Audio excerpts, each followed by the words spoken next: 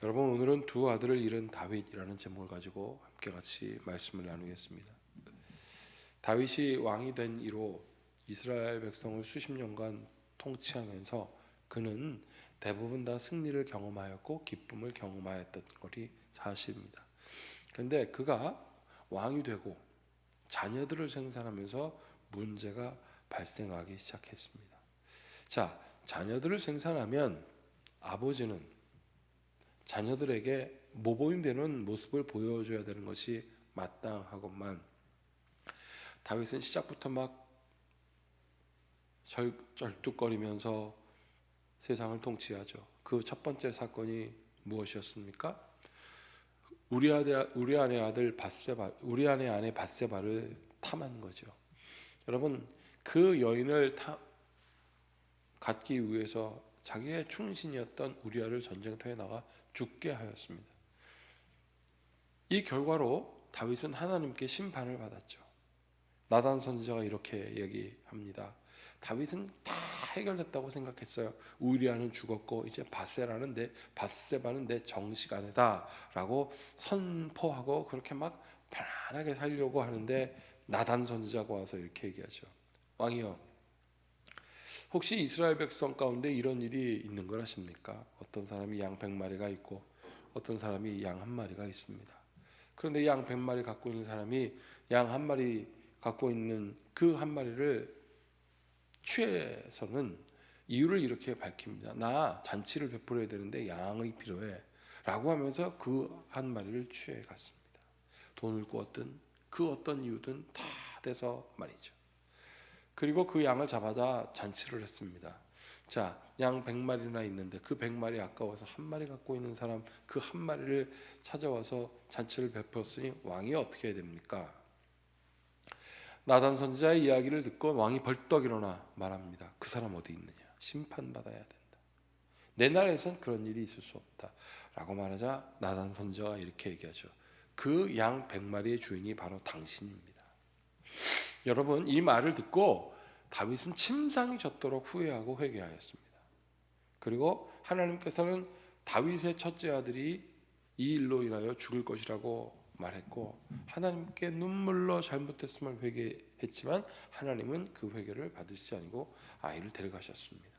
그리고 다윗은 새로운 삶을 살겠다고 선포하고, 난 이제 깨끗한 옷을 입고 슬피 울고 더 이상 금식하는 거 하지 않겠다라고 해서 이제 모든 것을 받아들이고 다 새로운 시작을 하려고 하는데, 이제 아들이 그런 일을 또 합니다. 자기 아들 암논이, 배달하는 아들 압살롬의 동생을 좋아하네요. 그리고 그 여인을 취했습니다. 어제 우리가 함께 같이 나눈 내용입니다. 그리고 그 여인을, 그 정욕을 다 채운 다음에 정욕이 채워지니까 발로 차 내버렸습니다. 이걸로 인해서 암논이 죽음을 당하게 됩니다. 누구에게요? 압살롬에게. 그리고 압살롬은 형들 앞에서 그들을 죽이고 나서 도망자의 신세가 되었습니다. 여러분, 이것이 얼마나 비극입니까? 그 비극의 내용을 30절부터 39절까지 있는 말씀으로 쭉 이야기하고 있죠. 자, 30절 보세요. 그들이 길에 있을 때 압살롬이 왕의 모든 아들들을 죽이고 하나도 남지 않았다는 소문이 다윗에게 이르렀습니다. 다윗이 얼마나 슬펐겠어요. 그런데 31절 보세요. 왕이 곧 일어나서 자기 옷을 찢고 땅에 드러눕고, 이게 뭡니까? 일어났다 앉았다 쓰러졌다 막 난리가 난 거죠. 그의 신하들도 다 옷을 찢고 모셔선지라. 그때 다윗의 형 시므의 아들 요나답이 와서 이렇게 얘기합니다. 왕이시여, 암논만 죽은 겁니다. 다 죽은 게 아니에요. 다윗이 어떻게 정말 암논만 죽은 거라고. 여러분, 암논을 한 사람만 죽어도 문제인데 다 죽은 줄 알았거든요. 그런데 암논만 죽고 다 살아온다니까 다윗의 마음에 어떠한 위로가 있었을까요? 그래도 위로가 있지 않았을까라는 생각을 합니다. 그런데 그 위로라는 말에 더 옷을 입혀주는 건 무엇이냐면, 왕이시여, 암논이 저 압살롬의 누이 다말을 강제로 취하고 버린 사건 때문에 압살롬이 그 2년 동안 보호복을 준비하였고 그 복수의 결과가 암논만 죽이는 것이다. 이해가 되기 시작합니다. 그런데요, 딱 그때쯤 33절 보십시오. 그러하온즉 내 주 왕이여 왕자들이 다 죽은 줄로 생각하여 상심하지 마옵소서. 오직 암논만 죽었으리이다 하니라. 이에 압살롬은 도망하니라. 파수하는 청년이 눈을 들어보니 보아라, 뒷산 언덕길로 여러 사람이 오는데요. 그 여러 사람이 누구였습니까? 35절 요나답이 왕께 아뢰되 보소서 왕자들이 오나이다. 당신의 종의 말대로 되었나이다 하고 말을 마치자 왕자들이 이르러 소리 높여 통곡하니 왕과 그의 모든 신하들도 심히 통곡하니라. 사랑하는 여러분, 자, 왕자들 돌아왔으니까 위로가 됩니까? 위로가 되는 게 아니에요. 다윗은 우리아 안에 밧세바를 욕정으로 탐해서 문제가 생겨서 아들 죽었습니다. 그 난지 얼마 되지도 않은 아들이 죽어버렸어요. 그 두 번째는 자기의 아들 암논이 압살롬의 누이를 강제로 성폭행해서 빼앗다가 다시 버려버렸으니 그 압살롬이 암논을 죽인 거 아니겠습니까? 그렇게 아들 둘이 죽어버렸습니다. 여러분, 이 일을 후회한다고 돌이킬 수 있을까요? 죄는 바로 이런 것입니다. 죄를 우리가 후회한다고 죄가 끊어지는 것이 아니라 죄는 하나님께 회개하고 돌아서야 해결되는 거예요. 회개는 하나님께 돌아오는 하나님의 부르심이지 우리의 후회가 아닌 것입니다.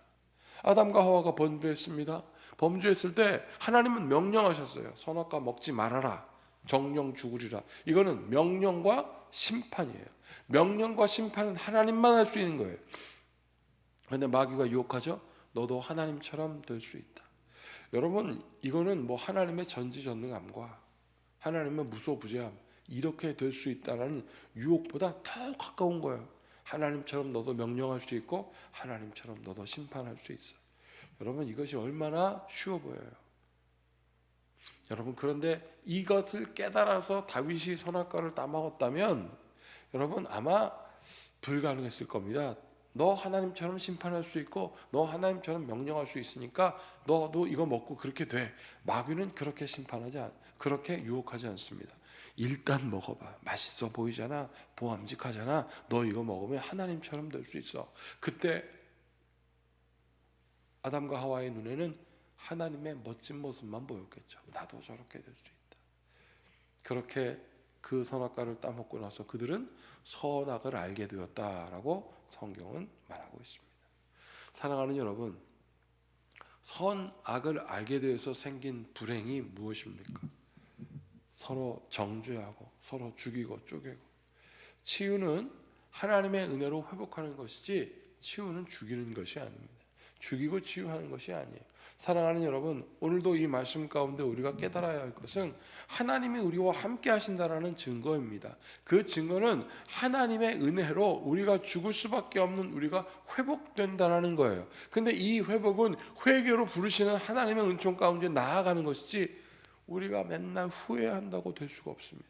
아무리 후회한다고 해도 그 시점으로 갈 수가 없어요. 저도 그런 마음 드는 적이 한두 번이 아닙니다. 내가 왜 그런 선택을 해서 이 어려움을 겪을까요? 이것은 결국 나에 대한 자기 성찰이 아니라 그냥 자기 만족으로 오는 자기 만족이 되지 않는 불행의 고백이에요. 하나님, 내가 다시는 이렇게 살지 않겠습니다. 하나님, 나를 불러주신 주님, 하나님의 모양대로, 하나님의 뜻대로, 하나님의 마음에 합한 대로 살겠습니다. 이 고백이 회개에 은총한 합당한 마음이에요. 그렇지 않기 때문에 계속 슬퍼하고 애통하는 겁니다. 그게 바로 37절부터 39절까지 있는 내용이죠. 압살롬은 도망하여 구술 왕 암미올의 아들 달메에게로 갔고 다윗은 날마다 그 아들로 말미암아 그의 아들들로 말미암아 슬퍼하니라. 압살롬이 도망하여 구술로 가서 거기서 산지 3년이라. 다윗 왕의 마음이 압살롬을 향하여 간절하니 암논은 이미 죽었으므로 왕이 위로를 받았음이더라. 아멘. 사랑하는 여러분, 압살롬은 그래도 살아야 될 거 아니냐. 여러분, 이렇게 다윗이 압살롬에 대한 아픔이 있었지만 결국 반란이 일어나죠. 그 반란이 누구로부터 시작됩니까? 압살롬으로부터 시작해요. 그리고 그 아들 압살롬은 또 죽게 됩니다. 끊임없는 죄가 뽑혀지지 않은 뿌리 때문에 계속 일어나는 거예요. 여러분, 썩은 뿌리가 온전할 수 있겠습니까? 그렇다고 한다면 하나님께서 우리를 회복시켜 주는 방법으로 가야 돼요. 하나님이 우리를 회복시켜 줄 때는 썩은 것도 재생케 되고 죽은 것도 재생케 돼요. 죽었으니 곧 부활을 경험하는 하나님의 은총인 것입니다. 하나님 안에 거하여 그 안에서 재생하시고 그 안에 회복시키며 그 안에 부활을 경험하는 성도의 삶을 살아가는 여러분들이 되기를 축복합니다. 그러면 오늘 이 말씀을 깨달을 수 있어요. 두 아들을 잃은 다윗처럼 후회하는 삶을 사는 것이 아니라 하나님께서 회복시켜 주시고 하나님께서 은혜 주시는 은혜의 삶 속으로 살아가게 되는 것입니다. 이것을 깊이 새기는 오늘 이 아침 되시기를 바랍니다. 함께 같이 기도하겠습니다. 주 없이 살 수 없어. 주 없이 살 수 없어. 내 주는 나의 하나님이니 내가 어찌하여 아버지신 하나님 없이 살 수 있겠습니까? 주님, 우리가 이 땅에 사생아로 존재하는 것이 아니라 분명히 아버지가 있사오니 그 아버지의 부르심에 나아가는 주의 성도 되게 하여 주시옵소서. 함께 하시면 믿고 예수님의 이름으로 축복하고 기도하옵나이다. 아멘. 이제 우리 모두 주님께서 가르치신 기도를 드리겠습니다. 하늘에 계신 우리 아버지, 아버지의 이름을 거룩하게 하시며 아버지의 나라가 오게 하시며 아버지의 뜻이 하늘에서와 같이 땅에서도 이루어지게 하소서. 오늘 우리에게 일용할 양식을 주시고 우리가 우리에게 잘못한 사람을 용서하여 준 것 같이 우리 죄를 용서하여 주시고 우리를 시험에 빠지지 않게 하시고 악에서 구하소서. 나라와 권능과 영광이 영원히 아버지의 것입니다. 아멘. 이제 모두 여러분 기도 제목 생각하며 기도하시고 오늘 말씀처럼 다 잃고 후회하는 것이 아니라 하나님이 부르실 때 돌아서는 회개의 삶을 살아낼 수 있도록 여러분 함께 같이 기도해 주시기를 바라겠습니다. 함께 같이 기도하겠습니다.